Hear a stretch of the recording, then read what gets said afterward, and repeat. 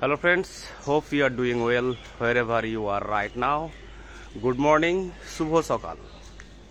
সর্বদা 24 ঘন্টা আপনি আমি সবাই কিভাবে ইন্সপায়ার্ড এবং সেলফ মোটিভেটেড থাকবো, অর্থাৎ সর্বদা কিভাবে অনুপ্রাণিত থাকবো সর্বদা। এর জন্য কি কারো আমার প্রশংসার প্রয়োজন, বা কারো ভালোবাসার, বা কারো ইতিবাচক কথা আমার চরিত্র, আমার কাজ সম্পর্কে মোটেই নয়। এগুলো তো আপনার মনে সাইকোলজিক্যাল ডিপেন্ডেন্সির জন্ম দেবে, অর্থাৎ আপনি পরনির্ভরশীল হয়ে যাবে। অর্থাৎ যতক্ষণ অন্যরা আপনাকে ভালো বলছে ততক্ষণ আপনি ভালো অনুভব করছেন, আহা মোমেন্ট ফিল করছেন। যে মুহূর্তে অন্যরা নেতিবাচক বা ক্রিটিসিজম আপনাকে ডিসঅ্যাপ্রুভ করে দিল, সেই মুহূর্তে আপনার মন আবার দুঃখী। তো সর্বদা অনুপ্রাণিত বা সেলফ মোটিভেটেড থাকার জন্য জীবনে বৃহৎ লক্ষ্য দরকার। অর্থাৎ কারো লক্ষ্য হতে পারে গড খুঁজছেন আপনি, কারো হতে পারে জীবন রহস্য খুঁজছেন। হাজারো কোটি কোটি এই মহাবিশ্বের বৈচিত্র্যে লুকিয়ে আছে কিন্তু হাজারো প্রশ্ন। একটি প্রশ্ন খুঁজুন যে, এবং সেই প্রশ্নে নিজেকে হারিয়ে দিন যে এই মহাবিশ্ব কি, আমরা এখানে কেন, আমরা কারা, জীবন কি। হাজারো কোটি কোটি টপিক আছে, হাজারো সিক্রেটস, হাজারো মিস্ট্রি আছে।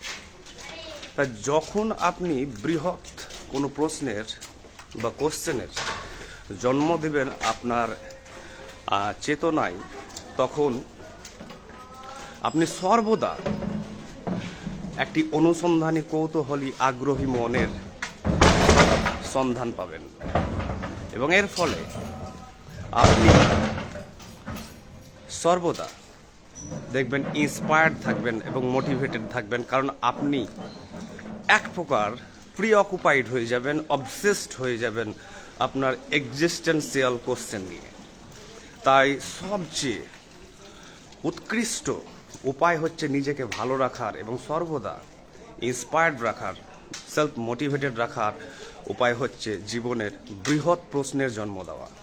বৃহৎ যতটা সর্বোচ্চ স্তরের প্রশ্ন হতে পারে, কৌতূহল হতে পারে, অনুসন্ধান হতে পারে, বা আগ্রহ। যেমন আমার নিজস্ব আগ্রহ হচ্ছে এই মহাবিশ্বের সমস্ত ডাইনামিক্স, মিস্ট্রি, রহস্যকে জানা।